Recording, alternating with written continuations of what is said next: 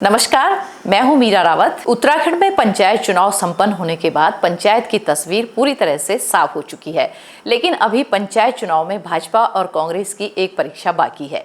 वो है जिला पंचायत अध्यक्ष और ब्लॉक प्रमुख की। इन दोनों पदों पर वही उम्मीदवार चुनाव लड़ सकता है जो सदस्य का चुनाव जीतकर आ गया हो।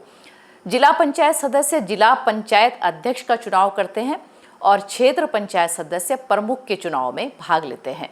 राज्य निर्वाचन आयोग के आंकड़ों के मुताबिक जिला पंचायत में बीजेपी 122 सीटें जीती है, तो वहीं कांग्रेस 80 सीटों पर विजयी रही है, जबकि निर्दलीय उम्मीदवारों ने 152 सीटों पर अपना परचम लहराया है।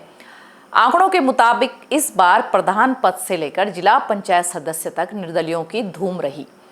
मतदाताओं ने बड़े बड़े नेताओं को पछाड़ते हुए निर्दलियों पर विश्वास जताया। अब हालात ये है कि प्रमुख और जिला पंचायत अध्यक्ष बनने के लिए दोनों ही दल निर्दलियों की खूब आवभगत में जुट गए हैं। हालांकि बीजेपी का दावा है कि अधिकांश निर्दलीय बीजेपी से ही हैं, भले ही वे निर्दलीय चुनाव लड़े हों। कांग्रेस का दावा भी कुछ ऐसा ही है। हकीकत कुछ भी हो, लेकिन अब भाजपा और कांग्रेस इन्हीं निर्दलियों के भरोसे हैं।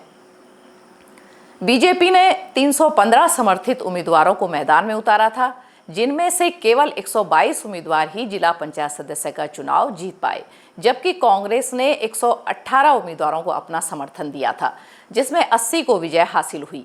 अब बीजेपी और कांग्रेस दोनों ही निर्दलीय जीते उम्मीदवारों को अपना बता रहे हैं। दरअसल जो प्रत्याशी दोनों ही पार्टियों से बागी होकर चुनाव लड़े और जीत भी गए हैं, उन्हें दोनों ही पार्टियां अपने पक्ष में मानकर चल रही हैं। यही वजह है कि दोनों पार्टियां उत्तराखंड के 12 जिलों में हरिद्वार को छोड़कर जिला पंचायत अध्यक्ष बनाने को लेकर दावे करती दिख रही हैं। अगर गढ़वाल मंडल के नतीजों पर नजर डालें तो रुद्रप्रयाग जिले में 14 निर्दलीय चुनाव जीते हैं। इसी तरह पौड़ी में 24, उत्तरकाशी में 21, टिहरी में 18 और देहरादून में 10 निर्दलीय चुनाव जीते हैं। कुमाऊं मंडल में भी निर्दलियों की संख्या अच्छी खासी है। अल्मोड़ा में 18, नैनीताल में 18, पिथौरागढ़ में 11 और उधम सिंह नगर में 11 लोग चुनाव जीते हैं। बागेश्वर में 4 तथा चंपावत में 3 निर्दलीय चुनाव जीते हैं।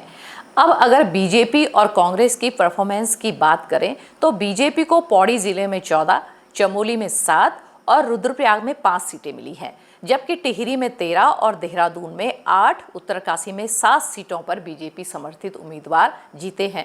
कुमाऊं मंडल की बात करें तो नैनीताल से 7 सीटें मिली हैं, उधम सिंह नगर से 12, अल्मोड़ा से 13 और चंपावत से 3 सीटें मिली हैं, जबकि बागेश्वर से 1, पिथौरागढ़ से 14 सीटें बीजेपी के खाते में गई हैं। इसी तरह कांग्रेस का परफॉर्मेंस गढ़वाल में बेहतर कहा जा सकता है।